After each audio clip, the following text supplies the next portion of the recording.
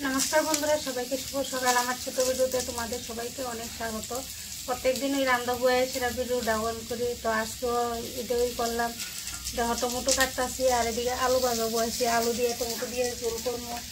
আর পিঠা রাঁধি দেখি আজকে তেমন কোনো সবজি নাই, কাঁচকলা আছে ঘরে আরও। তো আমার ছোটো ভিডিওটা তোমরা দেখতে থাকো, আমার পাশে থাকো। আলু দিয়ে একটু সিদ্ধ করে সেটা ভাজা করতেছি, একটু সিদ্ধ করে সেটা ভাজা করলে ভালো হয়। কালকে মাছ আনছিল পাবদা মাছ, তো পাবদা মাছ আছে, মাছ দিয়ে আলু টমেটো ঝোল করবো। কালকে দেখো আর একটা জিনিস আনছে, আতা ফল, কি সুন্দর ফাঁকনা নরম। দুইটা আনছিল, রাতের বেলা আমি একটা খেয়ে নিয়েছি আর একটা আছে।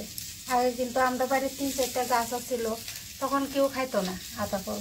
আর এখন নাই গাছ, একটা সব কাটা হয়ে গেছে গা, এখন কিন্না কিন্না খাওয়ান লাগে। তো আতা ফলটা খাইতে কিন্তু খুব মিষ্টি আছে, কালকে রাত্রে খাইছিলাম।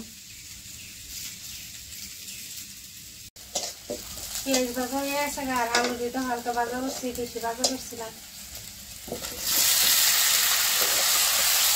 মরিচটা গুঁড়ো করছি আর দিয়ে ভালো একটু কষা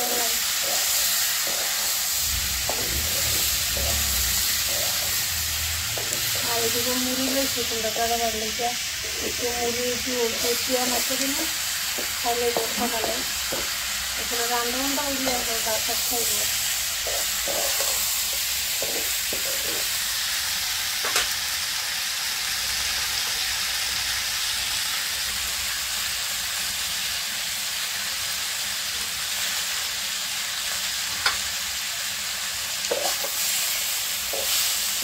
একটাই তরকারি রাঁধবো না, কিছু রাঁধতাম না, একটু টক আছে, তো এদিকে একটা তরকারি রান্না হচ্ছে।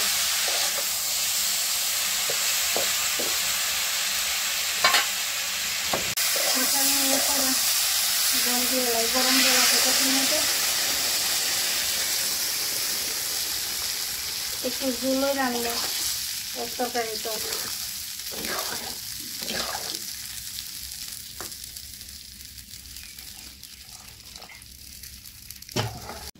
টমেটো আলু সুন্দর করে সিদ্ধ আছে গা, ঝোলটাও সিদ্ধ আছে গা। আর দেখুন মাছ কালকে আনছিল পাবদা মাছ, মাছটি দিয়ে লাই।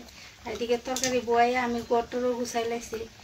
আর কালকে একটা কি অবস্থা হয়েছে জানো, ঘরের ভিতরে বড় লম্বা সাপ ঢুকছে, না হইলেও 3 তৈব দাঁড়াই সাপ, ডরাইয়া তো শেষ।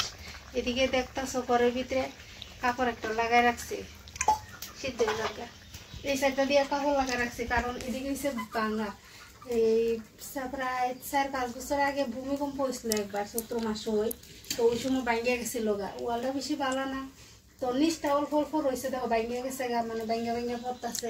এটি আর লেপসি না খেলে ঘরটা ভাঙ্গালাম ওইদিকে, আর এটি আর লেপি টেপি না ওয়ালটি।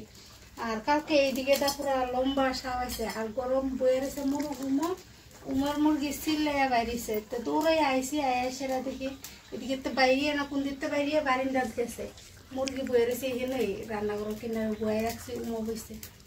এরপরে দিয়ে এটি সব খালি করছি, এমনিতে তো খালি হয়ে আসলো, আর কাপড়টা উঠাই দিছি। সাপটা আছে না নাই বুঝতেও পারতেছি না। দেখো কি অবস্থা, ভূমিকম্পে কিন্তু হয়েছে। এটি তরকারি হয়ে আছে গা, আজকে এক তরকারি, এদিকে একটু বেশি ঝোল দিয়ে সেরে রাঁধছি।